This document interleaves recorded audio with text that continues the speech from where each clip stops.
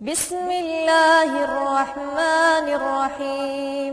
Muhammad bin Sirin ini, teman-teman sekalian, adalah seorang tokoh tabi'in, muridnya Abdullah bin Umar, Abdullah bin Abbas, muridnya Ali bin Abi Thalib. Muhammad bin Sirin terkenal sekali ulama dan beliau ahli ta'bir mimpi. Sampai ada bukunya khusus masalah ta'wil mimpi. Dan kebanyakan ta'bir mimpi ini kembali kepada Ibnu Sirin, Muhammad bin Sirin namanya. Muhammad bin Sirin ini, Bapak Ibu sekalian, punya kisah yang cukup banyak, tapi ada mungkin 2-3 kisah yang saya angkat berhubungan dengan hidup beliau. Yang pertama, beliau seorang pedagang, dan di sebuah pasar di Irak, beliau memiliki kios, beli sebuah tempat dagang. Dijuallah kebutuhan sehari-hari dari tepung gandum, dari madu, ya, dari kebutuhan-kebutuhan sehari-hari. Orang-orang banyak ikut beli kios di situ, di pasar itu, karena tahu ada Ibnu Sirin. Karena Ibnu Sirin ini kalau ada sesuatu yang salah di pasar, menasihati sama dia. Kalau ada sesuatu yang yang benar didukung. Kalau ada orang yang ingin menanyakan tentang fatwa agama, tinggal bertanya sama dia. Jadi ramai pasar itu gara-gara Ibnu Sirin. Satu hari, Bapak Ibu sekalian, datang seseorang berdagang keju dari luar wilayah kaum muslimin, wilayah Persia.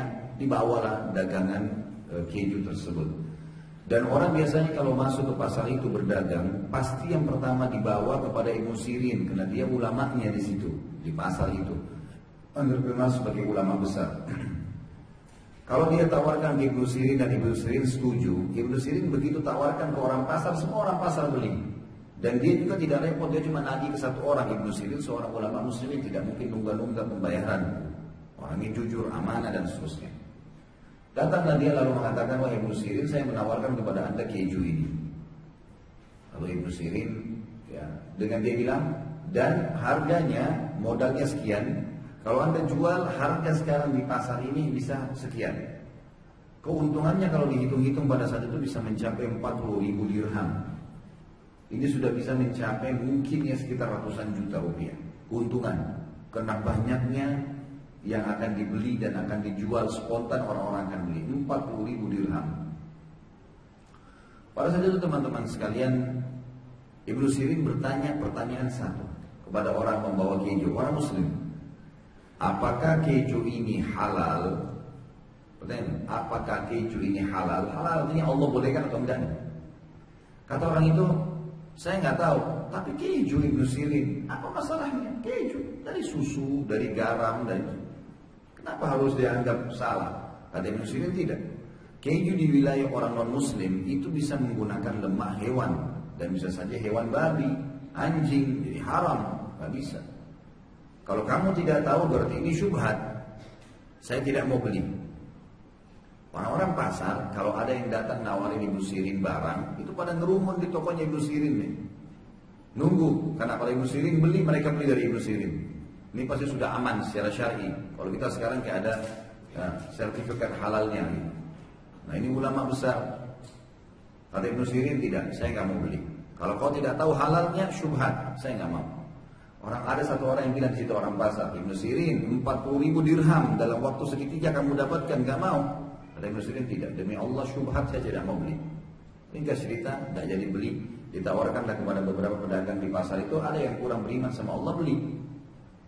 Besok pagi ada orang yang datang belanja di tokonya Ibnu Sirin. Ini kisah yang lain, kemarin sudah, maksud saya masih kisah yang sama, tapi yang kemarin sudah selesai nih, masalah 40.000 dirham.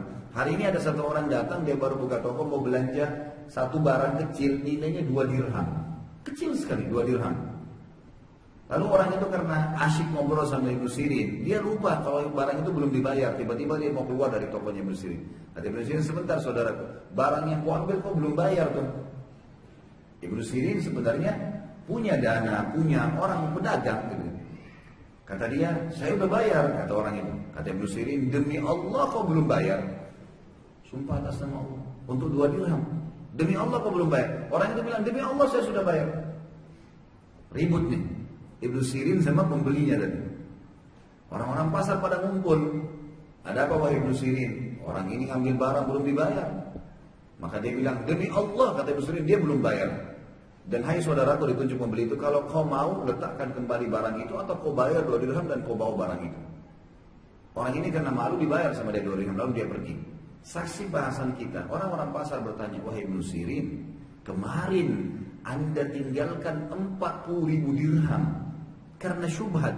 Sekarang Anda sumpah untuk 2 dirham. Nggak nyambung ini. 40.000 dirham dengan 2 dirham nggak nyambung, ini besar sekali. Dan untuk apa pertahankan 2 dirham dengan bersumpah atas nama Allah? Perhatikan orang yang mengenal Tuhannya, apa jawabannya? Demi Allah saya sumpah iya, karena saya tahu dia akan makan yang haram. Kalau dia bawa tuh haram buat dia itu, nggak boleh. Maka saya sumpah untuk itu.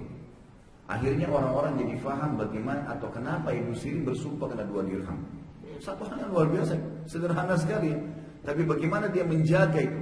Dia takut saudaranya makan yang haram. Kisah yang kedua, masih di pasar yang sama. Satu waktu pernah ada yang datang nawarin Ibnu Sirin produk yang lain. Madu.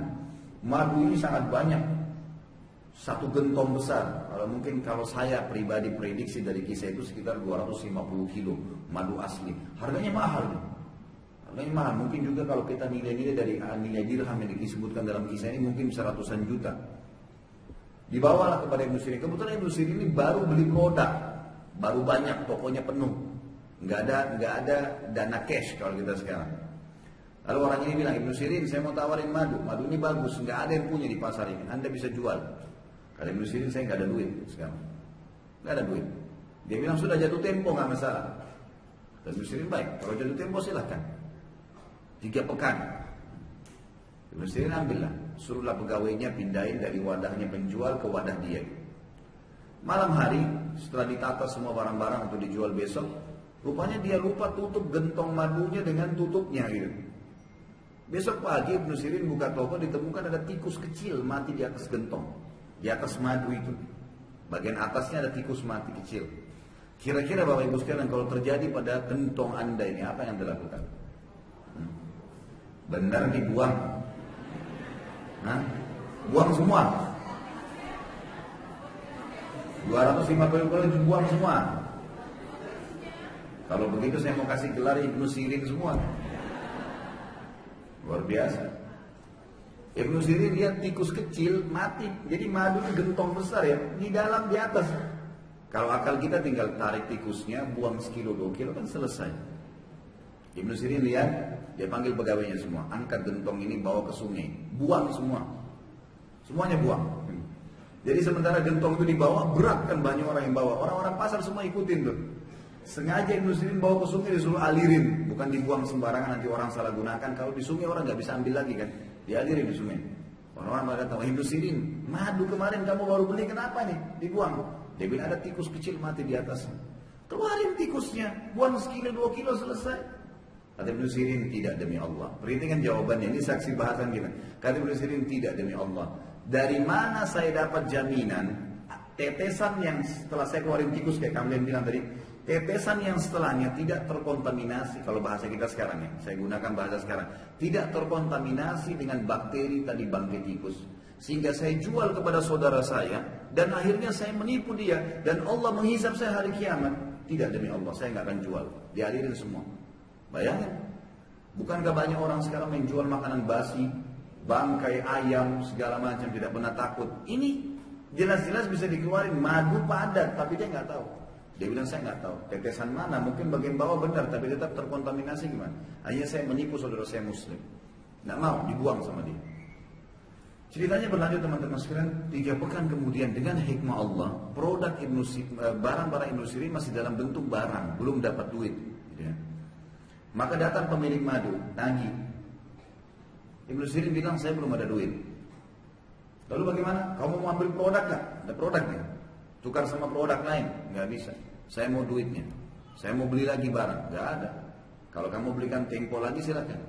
Orang itu bilang baiklah, saya kasih tempo lagi 3 pekan. 3 pekan lagi ke depan. Dengan hikmah Allah, uang-uang yang masuk pun kalau Ibnu Sirin produk yang laku selama 3 pekan itu masih belum cukup membayar semuanya. Maka Ibnu Sirin bilang baiklah. Setelah datang menagih, Ibnu Sirin bilang belum ada. Uang yang terkumpul cuma sekian, belum full untuk itu. Kata orang itu tidak bisa. Saya mau semuanya. Nggak bisa setengah-setengah dibayar. Ya nggak ada. Setengah duit, setengah produk silakan. Memang nggak ada apa-apa. Kamu mau ambil sesuatu silakan ambil. Dia bilang nggak bisa. Dia laporlah ke hakim. Masuk ke pengadilan, hakimnya tahu Ibnu Sirin siapa, ulama besar dipanggil. Wah, Ibnu Sirin ada apa? Kenapa kok bisa masuk pengadilan? Masuk pengadilan orang bermasalah semua nih. Kenapa Anda bisa masuk? Orang yang terkenal sekali dengan waraknya, dengan hubungannya dengan Allah. Kok bisa masuk? Dia bilang, saya 3 minggu yang lalu dengan kejujuran semua disampaikan. 6 pekan yang lalu saya ambil madu dari saudara saya ini dan kemudian jatuh tempo saya masuk tikus, saya buang, saya nggak mau menipu saudara saya muslim dalam perdagangan, maka jatuh tempo saya belum bisa bayar. Sekarang jatuh tempo yang kedua juga saya belum bisa bayar. Saya mau bayar dengan sebagian dana yang ada, dengan sebagian produk, dia nolak. Ditanyalah, karena pengakuan dia sendiri, Ibnu Sirin mengaku dalam pengadilan Islam, kalau orang yang sedang tertuduh mengaku tidak butuh saksi, kan gitu, nggak ada saksi lagi, dia sudah ngaku selesai. Maka orang pemilik uang ditanya, bagaimana? Dia bilang, saya mau hak saya full. Kata hakim, kalau begitu wahai Ibnu Sirin, tidak ada solusi lain kecuali Anda kami penjara. Di penjara dulu sampai bisa terbayar nih. Kata Ibnu Sirin, apa kira-kira? Kalau kita di posisi dia bilang apa nih kira-kira? Dia mau divonis masuk penjara. Usahanya siapa yang mau jalanin? Istri anaknya ditinggalin. Padahal karena kasus ada uang tapi nggak cukup. Ada produk cuma belum laku gitu kan. Maka dia mengatakan iya, penjarakan saya. Saya berhak untuk dipenjarakan. Kata Ibnu Sirin, penjarain saya. Karena memang saya berhak sampai nanti saya bisa membayarnya. Masuklah ke penjara. Penjaga penjara tahu siapa Ibnu Sirin, ulama besar. Kata penjaga penjaranya, wahai Ibnu Sirin, kalau malam hari pulanglah ke istri anak Anda, siang hari datang lagi ke sini. Coba kalau ada di antara kita begitu. Penjaga penjara bilang begitu, silakan pulang siang hari, malam hari tidur sana di rumah sendiri, pagi datang lagi sini, masuk lagi penjara gitu. Diizinkan. Apa kata Ibnu Sirin? Tidak, demi Allah, saya tidak akan mendukung kau melanggar peraturan pemerintah. Saya akan tunggu di sini sampai Allah menyelesaikan masalah saya. Ini masalah terjadi memang karena menjaga hubungan sama Allah. Gak mungkin Allah biarin. Kisah ini tersebar satu Irak. Sampai orang-orang pada datang nyumbang, bayarin uangnya Ibnu Sirin sama orang itu. Lunas dari uang pemberian orang itu terkumpul bisa membeli 10 gentong madu seperti itu. Terlunas utangnya, Allah gantikan dia dengan karena kebaikannya hubungannya sama Allah diganti bisa beli 10 gentong seperti itu, keuntungan total dalam beberapa hari saja. Lihat bagaimana kalau orang menjaga hubungan dengan Allah dan bagaimana balasan dari Allah datang. Banyak orang di antara kita lupa dengan masalah ini. Kadang-kadang hanya berpikir masalah keuntungan sementara, hanya sekedar untuk bisa menipu sesaat, hanya untuk mengambil tanah warisan, hanya hal-hal yang malah bisa berbahaya buat dia sebenarnya, tapi dia nggak sadar, gitu kan? Kalau dia malah bertahan dengan kebaikan-kebaikan, bertahun kepada Allah, maka Allah akan datangkan